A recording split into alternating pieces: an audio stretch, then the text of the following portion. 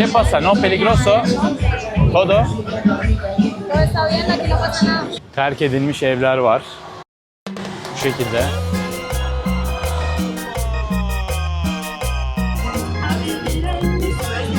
Şu arkamda gördüğünüz bu duvarın bir ismi var. Bu mahallede kaybolan veya hayatını kaybetmiş insanların fotoğrafları. Hola. ¿Tú es de aquí o turistas? Turistas. Yo de Colombia. Ah, Colombia. Otro ciudad. Edindiğimiz bilgiye göre Aralık ayı hırsızlık ayıymış.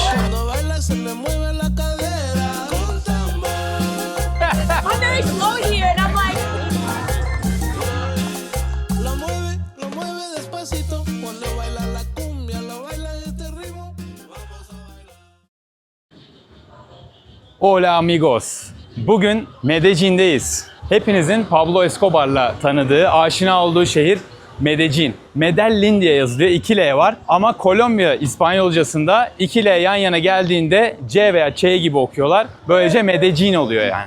Burası Kolombiya'nın en renkli ve en büyük şehirlerinden bir tanesi. Şu anda geçtiğimiz sokaklardaki grafitilere ve sanata bakacak olursanız bu sokaklarda 20-30 yıl öncesine kadar ne büyük acılar yaşandığını tahmin edemeyebilirsiniz. Şu anda bulunduğumuz bu büyük mahallenin ismi Comuna 13. ¿Cómo estás? Bien, bien. Burası Kolombiya'nın en tehlikeli mahallelerinden biriydi. Ama şu anda değil. Ve öyle bir dönüşüm yaşatmışlar ki bu mahalleye. Birazdan gördüklerinize inanamayacaksınız. Comuna 13'nin girişinde şöyle otobüsler de bulunuyor. Sonuçta burada bir halk da var yaşayan şu anda. Ama muhteşem sanatsal bir mahalle haline çevirmişler. Ve gelen buraya uğruyor diyebilirim. Comuna 13 dediğimizde aynı şu şekilde yazılıyor. Şimdi tahmin ettiğinizin aksine Pablo Escobar dizilerde, filmlerde gördüğümüz gibi büyük bir kahraman olarak anılmayabiliyor bu ülkede. Hatta soy ismini zikrettiğinizde size çok ters tepkiler de gelebilir. Yani Kolombiyalılar özellikle Comuna 13'de buralarda, bu tarz baryolarda, baryoyu aslında kötü anlamda kullanıyorlar burada Latin Amerika coğrafyasında. Mahalle demek ama tam olarak İspanyolca karşılığından ziyade biraz daha kötü insanları barındıran bölge, mahalle anlamına geliyor. Kötü insanlara da mesela Venezuela'da malandro diyorlardı. Burada Latin Amerika'da her ülkenin kendine ait İspanyolcası var. Yani tabii ki İspanyolcayı burada rahatça konuşabiliyorsunuz, anlaşabiliyorsunuz da kendilerine ait kelimeleri oluyor bunların özel. Mesela Venezuela'da kardeşe chamo diyebiliyorsun. Kız kardeşe chama diyebiliyorsun. Burada öyle bir kelime yok. Buranın da kendine ait farklı kelimeleri var. Şimdi etraftan anlayabileceğiniz gibi burası inanılmaz turistik bir noktaya dönüşmüş durumda. Şöyle biraz etrafı göstereyim size. Ne kadar turistik bir hal aldığını anlayın. Burada bildiğiniz her gün yüzlerce insan ölüyordu, sakat kalıyordu. Çatışmalar sonucu hapse düşüyordu, mezara giriyordu. Öyle bir yerden bahsediyoruz şu anda ve şimdiki haline bakın. Bu büyük bir başarıdır bence. Harika bir dönüşüm. Bizim ülkemizde de bazı mahalleleri tamamen dönüştürerek turizme bile açabileceğimizi gösteriyor aslında. Yani buradan bir ders çıkarabiliriz gibi. Çok da keyifli, insanın modunu yükseltecek bir ortam yapmışlar. Bien. Hola. Hola, amigo. ¿Cómo estás? Bien. He's my amigo. Hola, hola, ¿cómo estás? ¿Tú hablas inglés? My English is very bad. What do you drink? What can we drink? Mojito, melon, or margarita with mango. It's my favorite. Okay. ¿Cuánto? 25, 25, 30 y 30. Tanesi 25. Colombian pesos. ¿Cómo te llamas? Mateo. Mateo. ¿Tú? Juliana. Natalie. Natalie. Mucho gusto. Mucho gusto, mucho gusto. ¿Un poco peligroso? No. No, ¿No? no es peligroso. Nada, nada. No, nada. Es muy tranquilo. Muy tranquilo. Sí. Sí. Muchos turistas. Sí, todos los días. Sí, sí. Aa, güzel bir şey yapıyor bu arada. Yanarlı dönerli diye tabir ettiğimiz. Evet, evet. Poco hielo. İşte bir de tezgah arkasından bakın. Bayağı bir şey karıştırdı ama ya güzel bir şey çıkacak sonunda. Bize caipirinha hazırladı. Brezilya'dan geldiğimiz için. İspanyolca biliyor musun dedi. Az biliyorum dedim. Yalanımız hızlı ortaya çıktı. Çünkü Portekizce konuşuyor Brezilyalılar. Gracias. Mucho gusto. ¿En cash o en card? Efectivo. Yes, exactly. Keşe efektivo diyorlar. Ha, French Bulldog'a da çarpmazsın ya Alican. Geri geri çarptık kendisini. 50 verdim, 20 aldım, 30 kesti bizden. Aa, French acayip tatlı. Marazeli'nin köpeği o işte. Ha, si.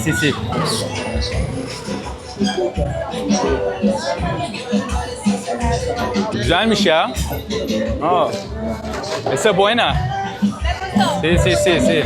Ne kadar o? 30 peso verdim. Yani 7 dolar. 7 dolar fazlaymış aslında.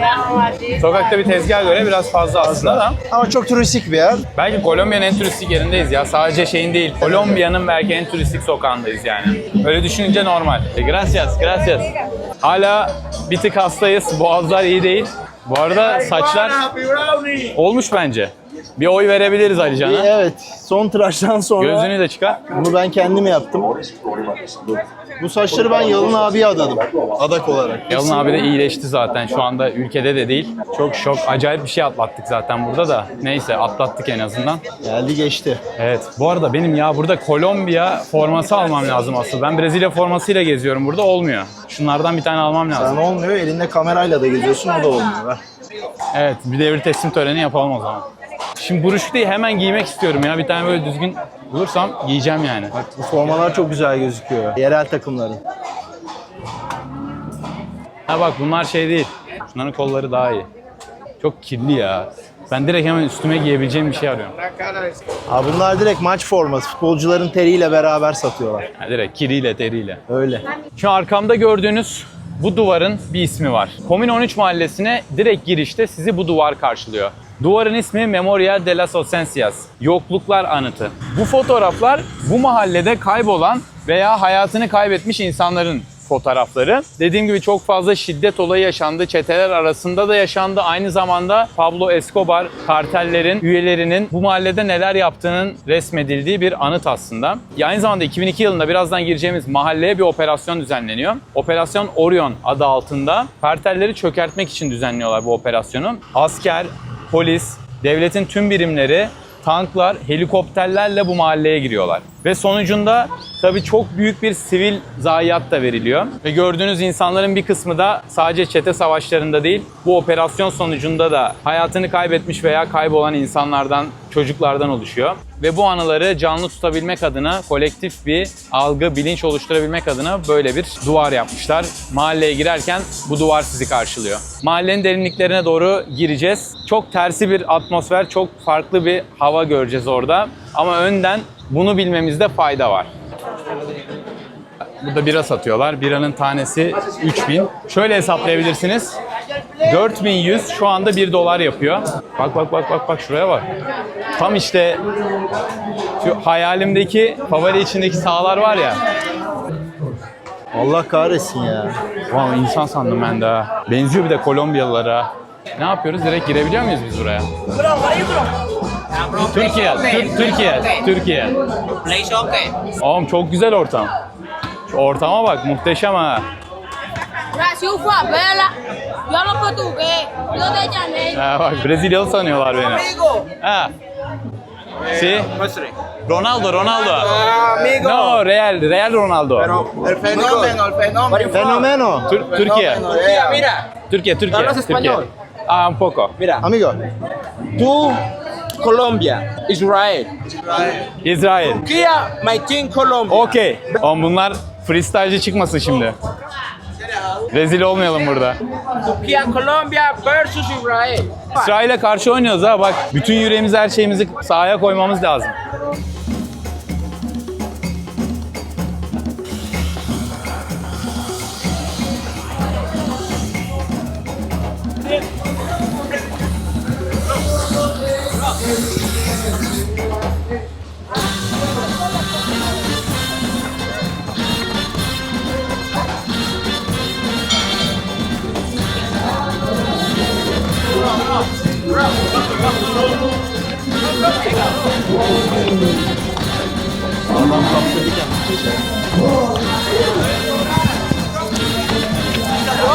Oh! Just together. Together. Ne düşünüyorsun Mert? Bencillik yaptım ya. Samimi en azından. Bencillik yaptım. Ha, ucun gibi geldin ha.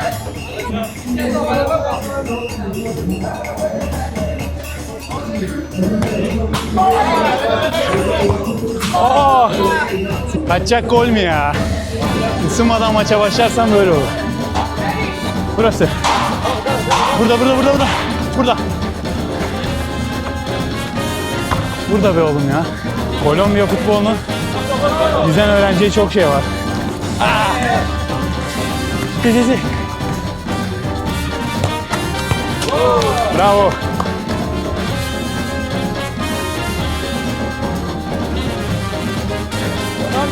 Kolombiya.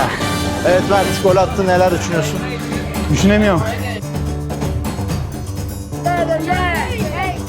Tamam abi, cambia. Daha video çekeceğiz. Gracias hermano. Yeah, golden Tamam, bir golden goal. one on one. Golden goal. Okey. Yeah, golden goal. Hadi atayım bir tane de bitsin. Golden goal diyoruz. Dışarıda. Al. O sabaha kadar oynasa atamaz ya. Maçı bitiren golü atacağım. Hadi kurtar Burası artık var. herkesi.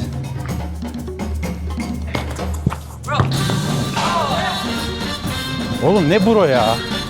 Korner. Aha bro. Yakın ise.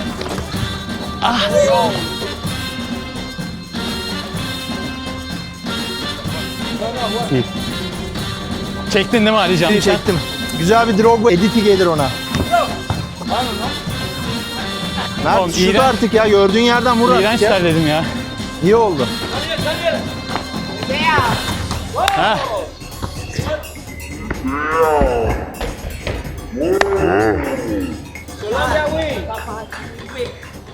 Larga. Bravo hermano. Evet Mert. Bravo. Evet Mert. Maç Pedro, bitti. Pedro, Maç cinco. bitti. Altın top sana geldi. Pichu. Arda Turan. Pichu. Jairo. Hayro. Hayro. Mert. Ah. Nice to Mucho meet you. gusto. Nice to meet you. Dígale, amigo. Turquía. Welcome desde Colombia. Yeah. Yeah. Colombia, Turquía, güey. Israel. No. Bravo amigo. Sen de uyarmıyorsun beni ya. Ben kaptırıyorum kendimi. Video yalan oldu. Uyarmıyor muyum? Kaç kere dur artık dedim ben sana. Duramıyorum işte. Seni tutup Evet. çıkarman lazım. Video var demem. Ermano'dan peçete istedim. Çok güzel bir ortam ama. Bundan sadece 20-25 yıl öncesine kadar çok kötü durumda olan bir mahalleye bakıyorsunuz. Yani burada bırakın böyle maç yapmak falan. Burada gringo diyorlar bize, yabancı diyorlar. Bizim gibi beyazların falan bırakın girmesini, etrafından bile geçemezsiniz. Burada sürekli çete savaşları oluyor çünkü. Şu an maç yapabileceğimiz bir ortam var. Hadi yukarı doğru çıkalım o zaman. Ama bittim, şu su falan almam lazım. Yani. Beni çok yakından çekiyorsun ya. Mahalle videolarındaki arkadaşlar gibi ben de. İyi videolar hep yakından çekiyor. Ama harbiden benim bu videoya devam edebilmem için su falan bir şey içmem lazım.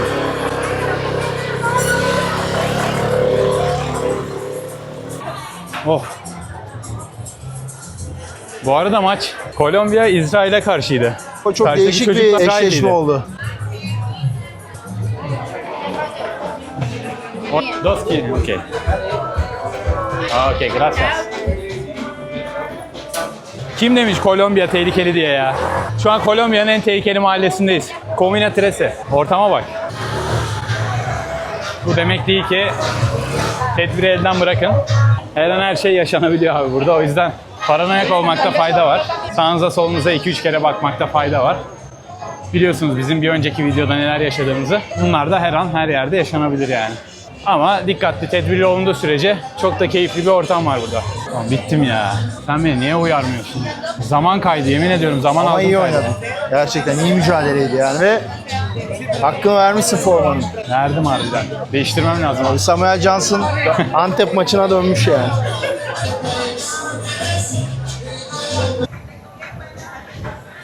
Comuna 13 köpeği. Beraber dinleniyoruz.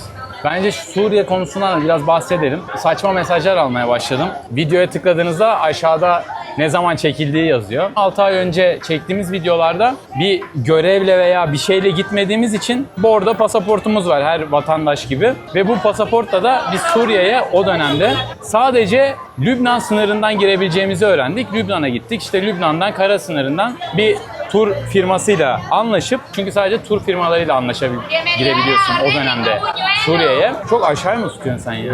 Ben alışamadım bu kameraya da. Kamerayı değiştirdik bu arada. Yeni kamerayla çekiyoruz. Neyse. Son zamanlarda biliyorsunuz Suriye'de rejim değişti. Her şey değişti tabii Suriye'de. Bizim videolar sanki bugün çekilmiş gibi öyle bir küfürler, şeyler gelmeye başladı ki özellikle Suriyelilerden. Ben profillere de bakıyorum arada. Bize bu kadar saydıran genel profil nedir diye merak edip bakıyorum açıp. Instagram'daki profilleri özellikle. Geneli Suriyeli veya sonradan Türkiye'ye gelip İşte dile ve Türkiye'ye adapte olmuş Suriyeliler bunlar genelde. Ama öyle bir küfürler, tehditler ki. Yani sen girdin işte hapishaneyi çekmedin, o görüntüye çekmedin, Suriye güzelmiş gibi gösterdin falan. Bir şey gibi göstermiyoruz. Bak geldik buradayız. Kolombiya'da ne görüyorsak bugün onu gösteriyoruz. Yarın Kolombiya'da rejim değişse biz bugünkü rejimi savunuyor, güzelleme mi yapıyor olacağız yani? Gerçekten böyle bir IQ düşüklüğünü ben görmedim. Bu arada hepinize söylemiyorum bunu. %99.9'unuzu ayrı tutuyorum bu kesimden. Ama ufak bir kesim var.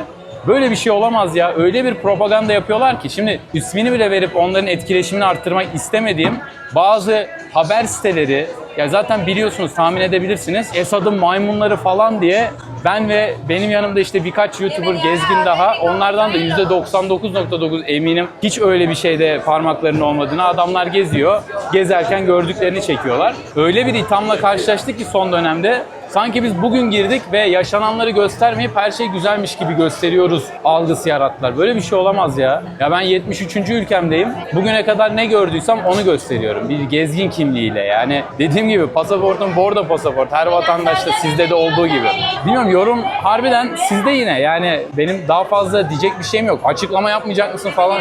Ne açıklama yapayım ya? Şey mi diyeyim yani? Yo ben geziyordum mu demem lazım harbiden. Ya bunu gerçekten demem gerekiyor mu? O da çok ilginç bir şey. İnsanları küstürmeyin ya. Güzel iş yapan insanları küstürmeyin. Yani büyük bir YouTube kanalı olan bir arkadaşımız da son zamanlarda yine gezmeye başladı ve güzel içerikler üretiyor, belgeseller üretiyor. Ona da aynı şekilde Suriye'ye girdi diye aynı ithamlarda bulunulmuş. İnanamıyorum yani 6-8 ay önce, 10 ay önce yaptığımız videolar. O günün şartlarında bizim Suriye'ye Türk vatandaşı olarak girebileceğimiz tek yol orası zaten. Şeylerin makbuzları bile var. 200'er dolar Alican'la beraber biz para ödedik sınırda girebilmek için. Vize ücreti. Öyle girdik ve ondan sonra... Alican beni çekiyor mu oğlum bu ya?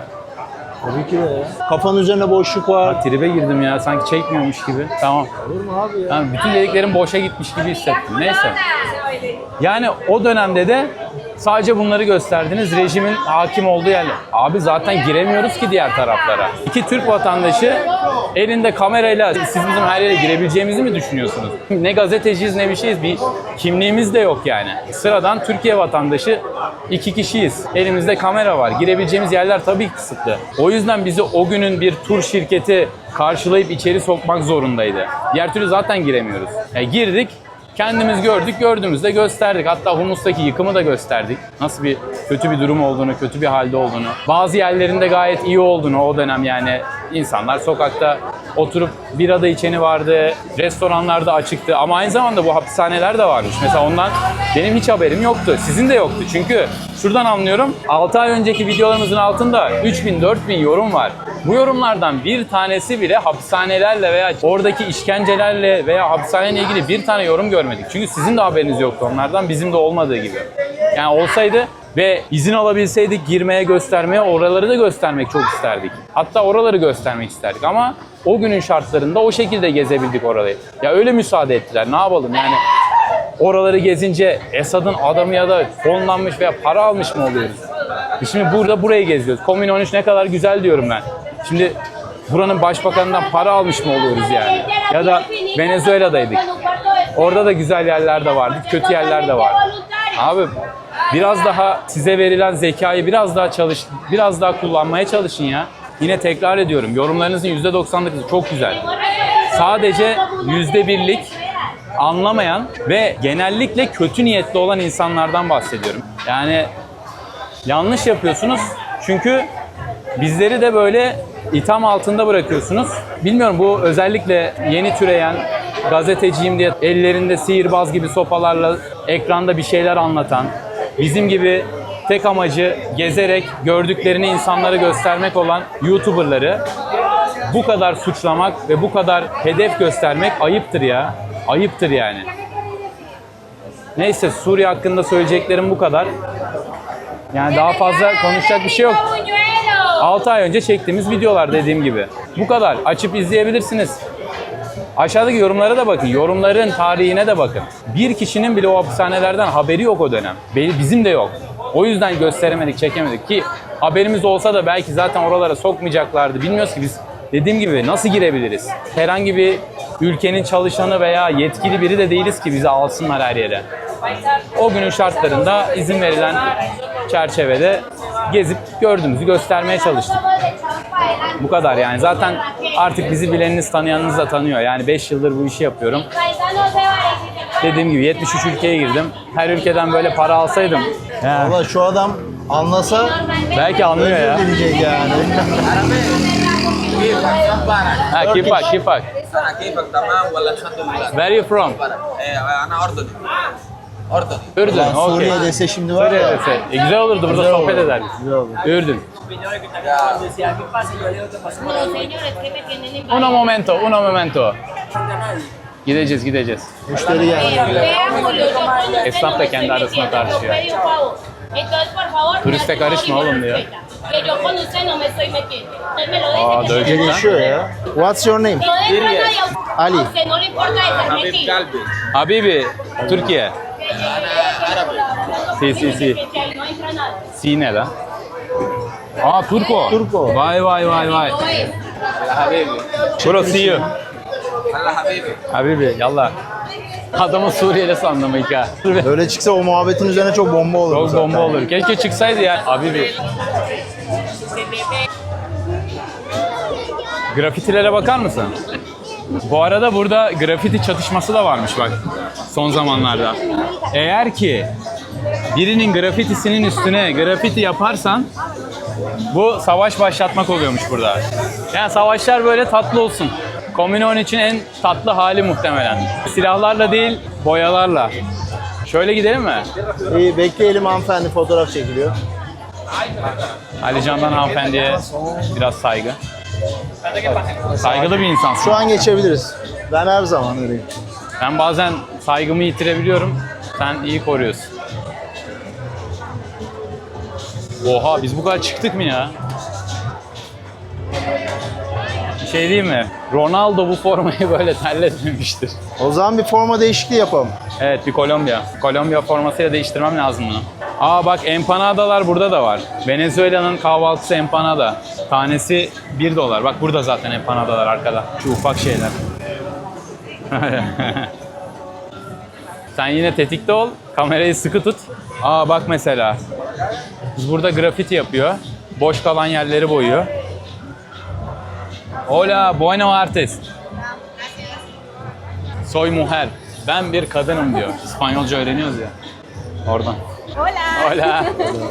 Bak şu duvarın üstüne mesela bir boya at. Bu arada sen kamerayı yine de sıkı tut. Çünkü edindiğimiz bilgiye göre Aralık ayı hırsızlık ayıymış.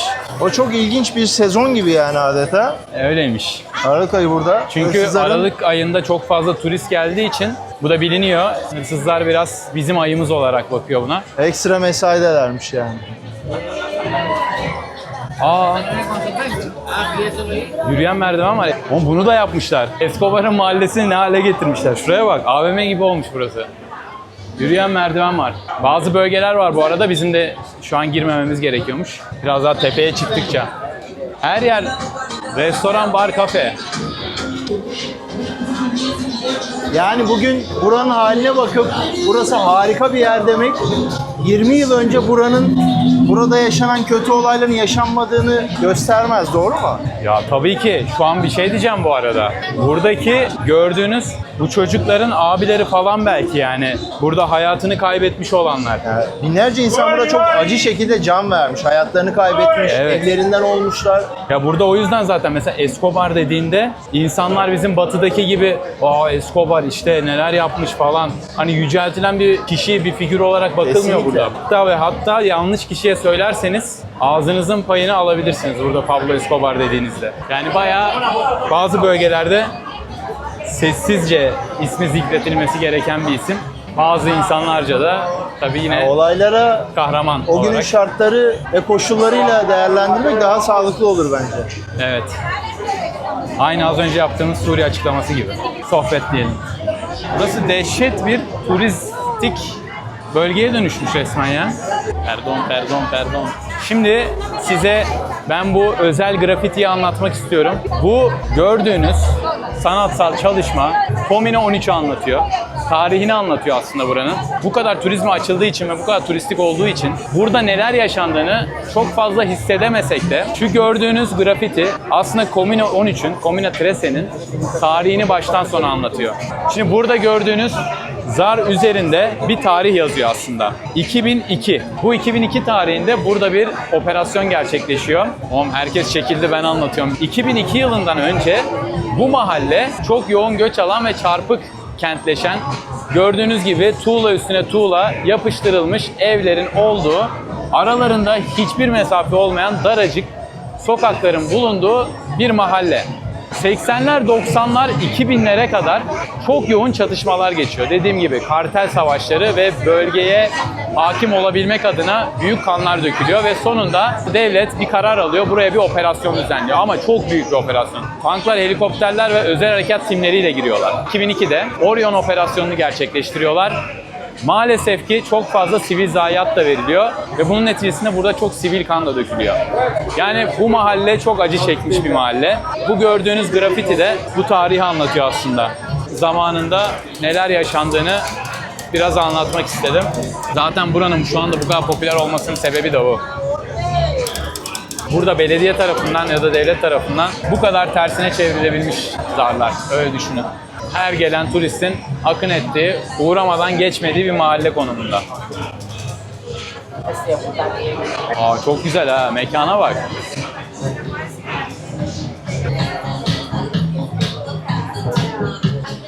Bak burada sokak devam ediyor, mekanın içinden çıkılıyor. Ha, evleri de var insanların ya burada. Ama şu anda belki de bir o kadar tehlikesiz bir mahalle. Yani o kadar tehlikesiz ki şöyle düşünün. Bütün bir mahalle aslında turizmden besleniyor ve turizmden beslendikleri için burada hırsızlığa bile izin vermeyeceklerini düşünüyorum. Çok güzel.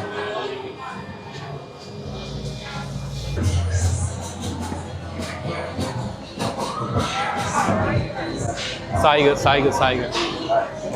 Tabii her yerde yürüyen merdiven yok. Bir zahmet ya. Kolombiya'dayız abi. Manzaraya bak. Bakın bu Şoto 13. Şu anda bulunduğumuz caddenin ismi aslında. Ya bunlar cadde aslında. Bakmayın yani merdiven çıkıyoruz. Hiçbir yer geçmiyormuşuz gibi geliyor da çok dar olduğu için anlaşılmıyor. Şoto 13 tamamen şu alanın ismi ve burası da grafiti sanatçılarıyla meşhur. Burası tam bir Instagram köşesi var. Şöyle Medellin Comino 13. Yine bir yürüyen merdiven üzerindeyiz. Bayağı en tepeye kadar yürüyen merdiven yapmışlar ya. ya işte burada olaylar o kadar karışık ki aslında. Escobar'ın çok sevilmesinin nedeni de yoksul halka yaptığı çok büyük yardımlar var. Okullar var, spor alanları var, evler var. O yüzden bir kesim hala Escobar dendiğine nefret ederken bir kesim hala çok iyi hatırlıyor kendisini. Aynen öyle. Çünkü mesela bu mahalle de onlardan biri. O zamanın çok yoksul olan halkına inanılmaz yardımlar yapmış Escobar. O yüzden bir kesim için vatan kahramanı, bir kesim içinse resmen vatan haini. Bu kavramlar zaman, yer ve kişilere göre değişebiliyor. Çok müzik.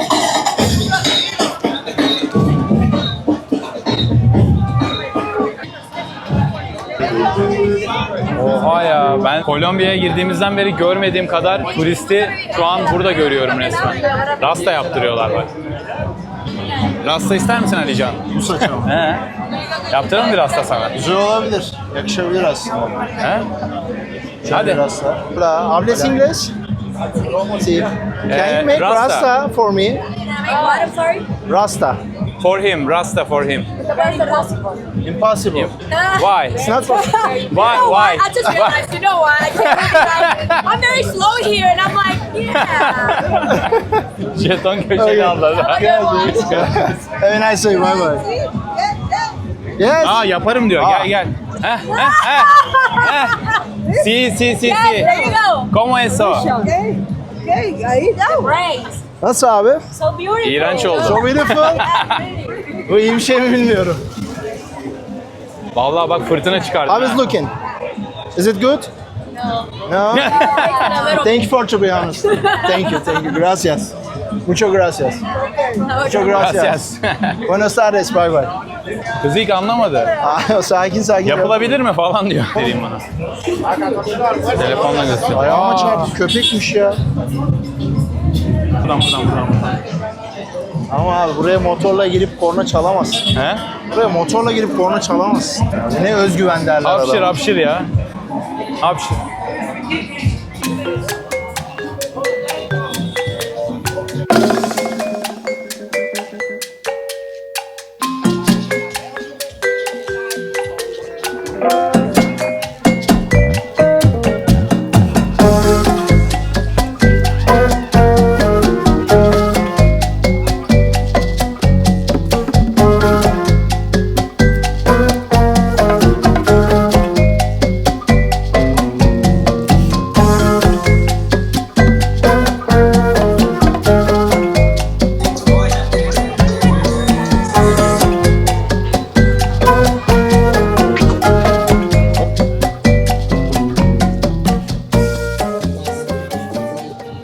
Şöyle biraz ara sokaklara girelim ya. Çok acayip turistik. Harbi kafamı yordu. Evet, bir müzik evet. bitiyor, diğer müzik başlıyor.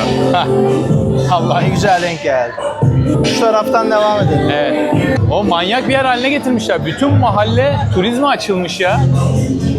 Kore mahallesini de böyle yapalım bizim. Harbi Tepeci'yi, Kore mahallesini de açalım, böyle yapalım ya. İnsanlar orada para kazansın. Bak esnaf nasıl para kazanıyor burada. Küba mıydı ya?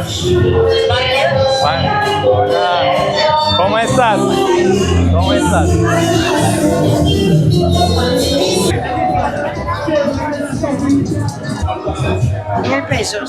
Okay.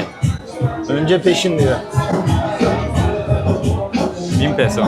Ya düşünsene, Tepeci, Kore mahallesini, bizdeki mahalleleri falan şu hale getirip turizme açtığımızı, esnafın hep birlikte çalıştığını orada.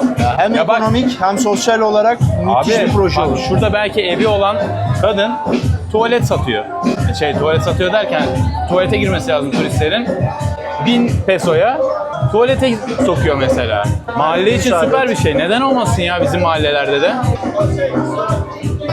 Bu arada domuz eti çok tüketiliyor Kolombiya'da. Gördüğünüz gibi, olur da gelirseniz ve buna dikkat ediyorsanız her zaman eti sormanız gerekir. Et ne eti diye. Aa, kızarmış muz var bak, her yerde var. Ama asıl muzu kızartmıyorlar. Platano diye bir meyve var. Teyzem yüzünü Onu kızartmış kızartıyor. ama ya. Çok sert bakıyor. Gel. Muzdan önce yüz kızarmış. Ha? Şunlar ne ya? Passion fruit. Bak, marakuya diye geçiyor burada. Çarkıfelek meyvesi var içinde. Mango var. Değişik bir şey yapmış. Trabzonsporlu bak. Trabzonspor şapkası takmış.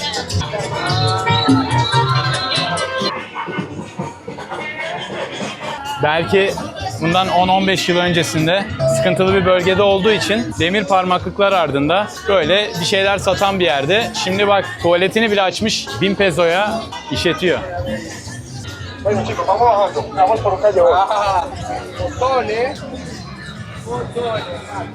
Bu arada gracias. Bak meyveler, bunlar biraz da bizim meyveler gibi ha. Çok tropikal bir şey görmedim. Ama Kolombiya'da marakuya dedikleri çarkıfelek meyvesi çok yaygın. Burada gitmeyin dedikleri sıkıntılı olan taraf şu arkadaki tepenin diğer kısmı. Buralar değil yani. Buralar, hatta gelin buralara yani gelirseniz. Ya.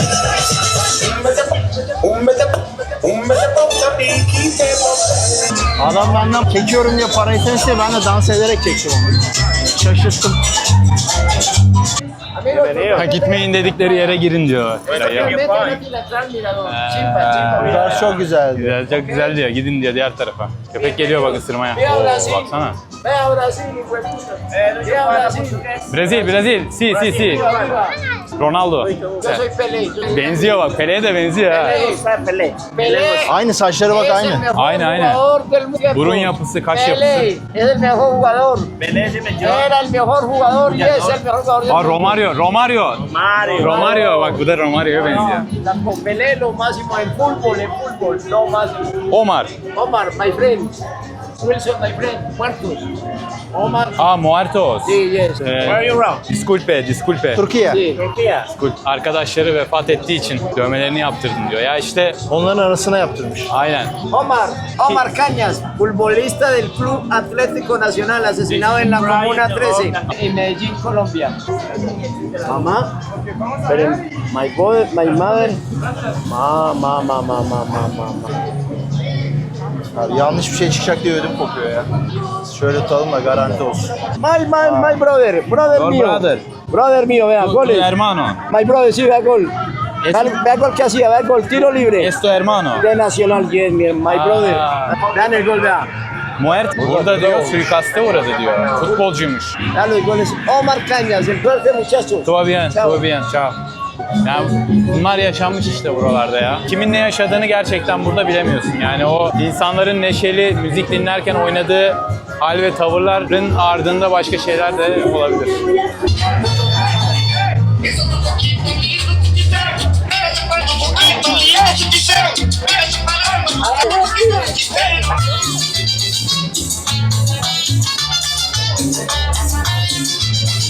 Hiçbir şey konuşulmuyor da ya. Çok müzik var. Dans ederek geç, para istemesinler. Dans ederek geç. Bak yukarıda gerçek mahalleliler var aslında. Bir an önce şeyler yememiz lazım. Ben acayip acıktım artık. Abi acıktık. Saatlerdir yürüyoruz. Gürültü, kalabalık. Yordu. Kafa yordu. Sakin bir yerde güzel bir şeyler yememiz lazım. Güzel bir şeyi sakin bir yerde bulmak kadar önemli. Katılıyorum.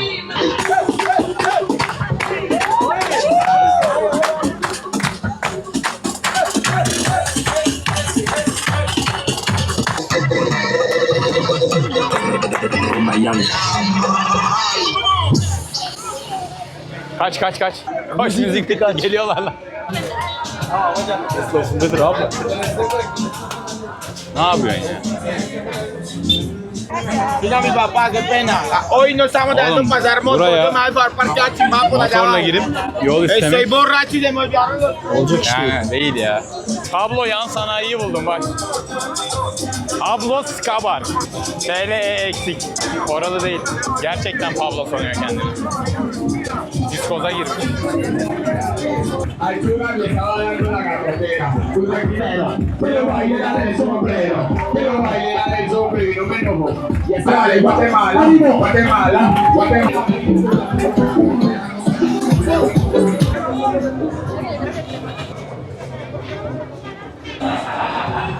Abi ben hala inanamıyorum ya.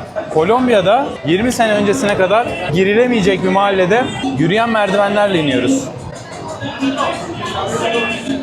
Karınca satıyor ya. Abi big ass ant diyor.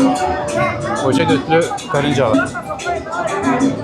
De para comer? Directamente. Yok ben ne yapayım ben bunu ya.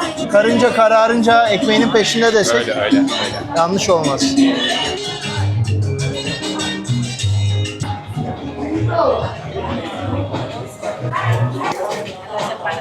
Empanada Birer tane atalım ya con queso. ben yiyeceksen sen ye. Ben yerim. yiyeceğim. Tamam ye sen. Con queso. Con queso, Sí, queso. uno por favor. Queso. Queso. Y hielo. Isır bakayım. Bak burada Okay, Venezuela'ları no, biraz daha küçük boyutları. Bir de bir şekli de değişik. Venezuela'da şekil veriyorlardı buna. Bu baya bizim pişi gibi ya. Çok benziyor ona. Hamuru da benziyor. Quanto? Quanto? 4000 ya $1. Tanesi $1. Bak şekle bak. Sanitizer var ya. Es para las manos. Nasıl? Gayet güzel. Haydi o zaman. Sen yemeğini ye. Açken sen değilsin. Ya o kadar çok müzik var ki hepsi de birbirine giriyor. Bazı durmak istediğimiz yerlerde pek duramıyoruz. Hızlı geçiyoruz biraz. Telife takılmayalım diye. Evet, sokaktaki dönüşüm hala devam ediyor. Tabii bu kadar turist olunca sokağa da dönüştürmeye devam ediyorlar aynı motivasyonla. Ola, ola. Oo, kafa gitmiş, gözler gitmiş. Gayet güzel, renkli. Türkiye. Sí. ¿Tú conoces Türkiye? Ah, sí, sí.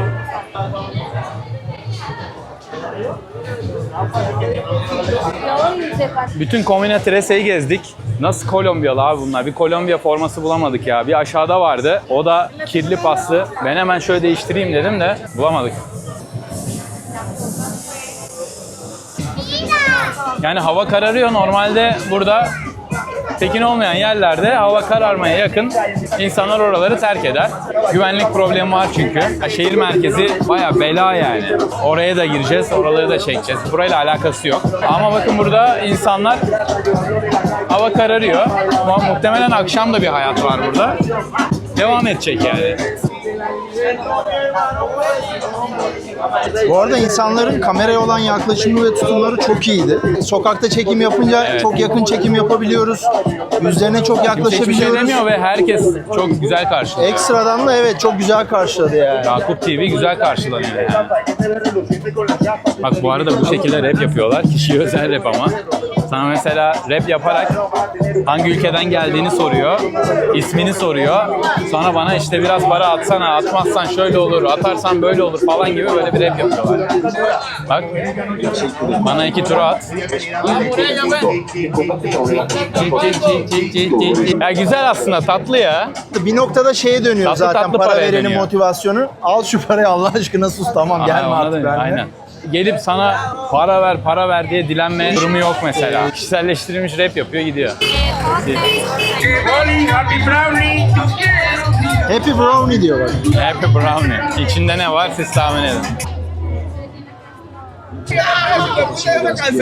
Burada kimse sizin önünüzü kesip para istemez veya bir şeyinizi çalmaya kalkmaz diye düşünüyorum. Şöyle turistik olmayan bir yerde yiyelim istiyorum ya.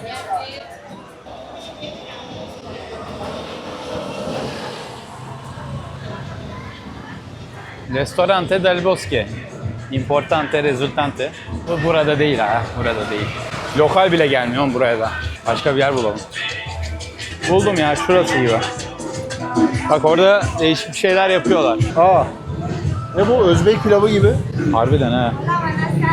Buenas tardes. Tamam bulduk ya. Direkt burası yani. olur. Ya sırf şu pilav bile yenir bak güzel. Ama bak içinde çok fazla şey var. Çok karışık bu biliyor musun? Karışık karışık. Pollo. Pollo. Sincerda. No sé. Ha, todo con cerdo. Bak şurada arkada bir yer var. Arkada kestim bir yer. Abi burada da bir deniz mahsullerinin olduğu bir restoran var. Yer miyiz? Balık öyle bir şey. Aa, balık güzel olur aslında. Balığın şeyi yok. Riski yok. Ama insanlar kimse balık yemiyor ki burada. Ha bunlar Bak. mango. Hola. ¿Cómo estás? Ama burada yiyebiliriz bu arada. ¿Tú estés aquí o turistas? Turistas. Yo de Colombia. Ah, Colombia. Otro ciudad. Cafetero. Ah, okay. ¿Hablas inglés? No. ¿Qué necesitan? Un que no nada. ¿Ah? En inglés. En inglés.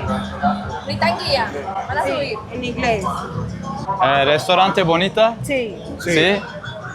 Tamam, para comer yapalım mı? Para comer yapabiliriz orada. Para comer? Para... Sí, Bien. para comer. Bien, okay. ¿Qué es lo que quiero hacer allá? Okay, gracias. A ver. Buen provecho. Thank you. Var Bir ya. yanda. Şöyle bir bakalım, tezgaha bakalım. Ama baskına geldiler. Şafak operasyonu. Var bayağı bir şey ya. Bak schnitzel gibi bir şeyler. Bir tezgaha bakalım. Tezgahtan alacağız. Aynen. Aa, insan da yok ya. Soldan Oo, çıkış adam- yap abi. Türkiye. Wow. Yo de escaleras. Vamos para las escaleras. Sí, solo caminar, hace video. Poco. Ok, gracias. Aquí. Y voltear. Sí, buenas. Gracias. Burundanga'yı verdi. Böyle de buluşuyor biliyorsun değil mi? Öyleymiş. Çok düşününce paranoyaklaşıp gerçekten insanlığın arasına karışamayacağım bir durum bir Öyle, yandan. öyle. Yapacak bir şey yok ya. Böyle yani Uyanık artık olacaksın bu kıtada yani. bir Herkesin de söylediği başına gibi. geleceği varsa yapacak çok bir şey yok herhalde ya. Uyanık olacaksın da herkes uyanık abi. Herkes uyanık. Yani yapmak isteyen, vermek isteyen bunu bir şekilde sana bence verir. Ne olacak? Şurada şimdi bir şey yiyeceğiz belki. Para alışverişi yaparken paranın üstüne sürüp takip edecek. Bir yerde indirecek yani. Ya Yalın abi eşlik hepimizin gözünün önünde oldu ya. Ne ara verdiler farkında değil yani kimse. Evet.